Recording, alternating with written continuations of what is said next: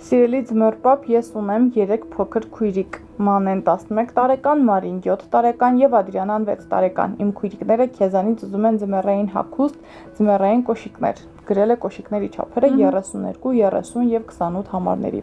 Եվ հեծանիվ։ Մայրս միայնակ է, դրա համար ես գրում եմ այս նամակը ձմեռ պապիկին։ Հա, մայրիկը մենակ մեծացնում է 3 բալիկներին։ Կարծեք 4։ 4։ Այո, 4 բալիկ, մեկը ենթադրում եմ պիտի որ տղա լինի,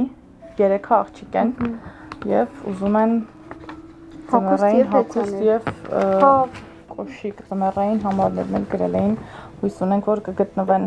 Հեծանիվը մի փոքր բարդ է։ Գոնե կոշիկները։ Կոշիկներն ու տակ հագուստը